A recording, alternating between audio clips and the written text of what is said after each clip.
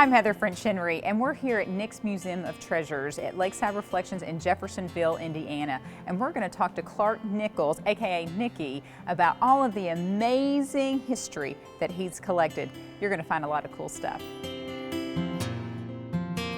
I was born in Charlestown, Indiana, and when the war started or was going in the process, my mother's farm was taken by the Army. The Army took it for construction of the Indiana Army ammunition plant. And so my dad was in the construction business, and you accumulate things there.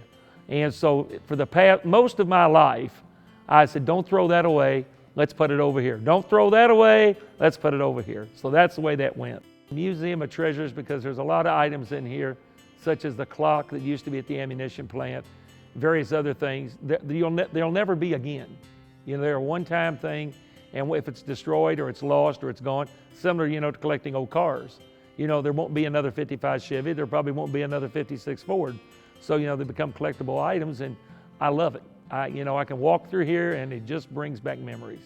And you have a lot of memorabilia from that. The casings, the powder casings that are cloth, that laced up, that you put down inside, that they transferred overseas. Yes, they shipped it, in metal round canisters.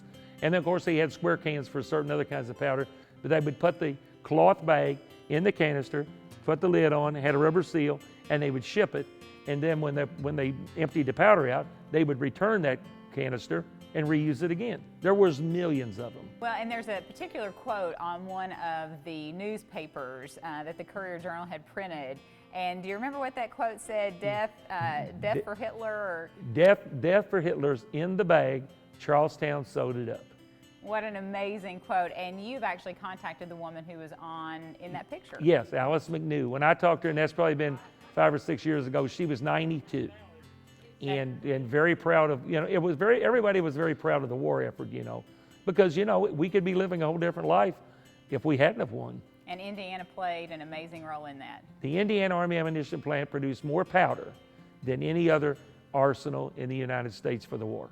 You have got, some of the very first, like Marathon, Mile Maker behind you, some of the from gas stations all over. You've got Sports Dome paraphernalia, you've got carousels, and one in particular I found very interesting.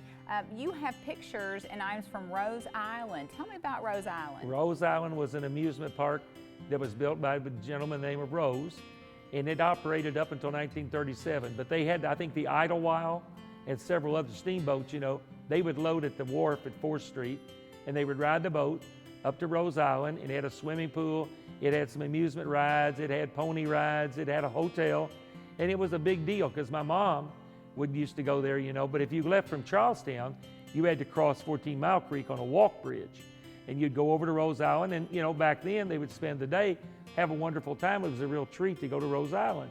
But in 1937, we had the flood, and it wiped it out, and it was never rebuilt. Any items that are your favorite? My favorite item probably in here is the clock. The clock was put into service in 1938, and it was behind 4 or 5 locked doors, and it was directly tied to Washington, D.C.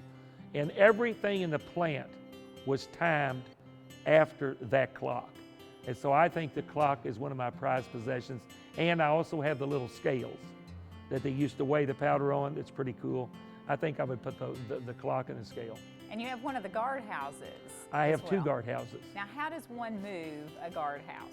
The guardhouses are concrete block with a concrete floor, and they're pretty cool. And I think there was something to the tune of 25 or 26 of them. We bored under the foundation, took I-beams, took a couple of cranes, picked it up, put it on a truck, brought it back down here, and set it back. Train is out front. We have a caboose, a wooden caboose, and then we have the little train.